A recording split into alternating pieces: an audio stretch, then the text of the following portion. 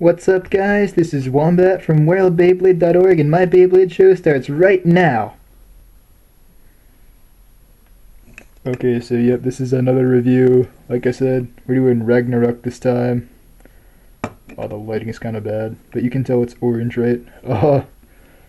Ragnaruk is a BO3, it's a stamina type. So let's get around to doing the individual parts. First we have Ragnaruk. It's the layer.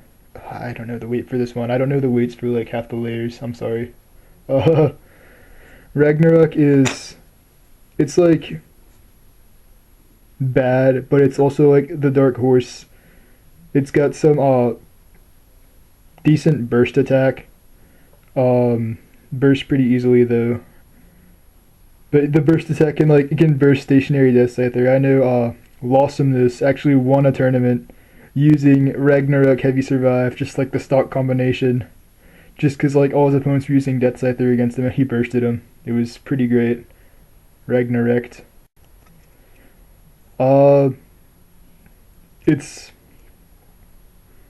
randomly work well, but otherwise it's pretty bad. Don't use it. Please. And heavy, once again the disc is gonna be the main thing I'm talking about. It was the heaviest disc, 21.6, and then gravity was also that, and now we have quarter, which is like 0.2 grams heavier. But it's also off balance, so heavy still might be pretty good. Heavy is, like I said, it's really heavy. It was the most popular disc to be used for a long time, just because it was super heavy.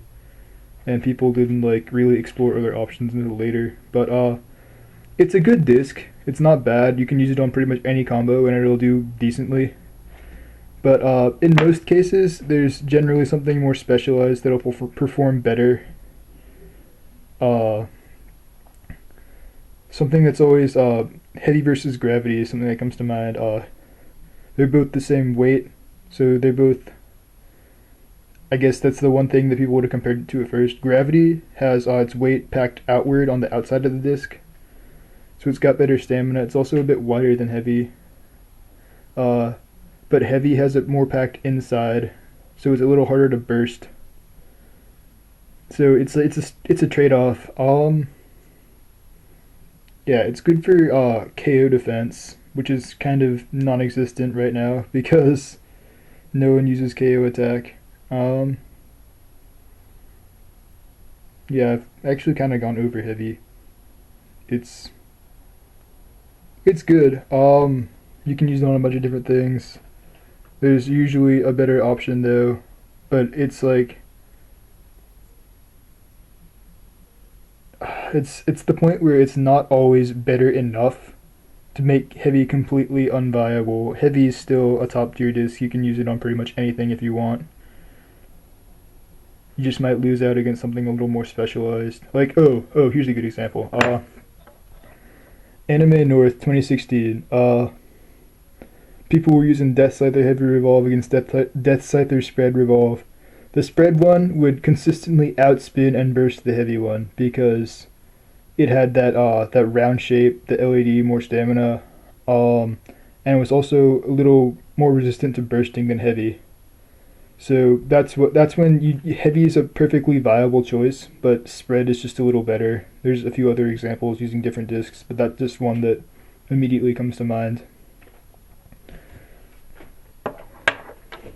And then finally, the drivers survive. It enjoyed usefulness for a while, just because it was like the basic, I guess, D series tip. It's got the same shape as like defense, semi-defense, with like you're a plastic person. I guess one of the bearing core tips from Wolborg or Burning Kerberos. Yeah, it has a decent amount of stamina. People were using it for defense because it was less likely to burst over the actual defensive tip. But now defense is seeing more use. We're actually not sure which one's better for stamina. Survive is pretty much outclassed by Claw, Euro, and Revolve, and Yielding. It was good, but like it's a pretty basic tip, and there's just better stuff out now. So yeah. So overall, Ragnaruk Heavy Survive. It was one of like the must-buy Beyblades just because it had Heavy and Survive in it, and Ragnarok was just something you had to put up with. But now that Survive's outclassed, and it's really only worth buying for the disc, and you can get the disc in, again, better things. I'm trying to think of them right now. Beast Behemoth comes to mind right now, but people aren't sure whether it's good. I think it's pretty good, but Drager S also has the layer, which again, some people think is good, some people think is bad. What's another one? Oh, there's a yeah, it's in a few random boosters. There's just better places to get heavy than with Ragnarok, unfortunately. So I would recommend passing on this one too.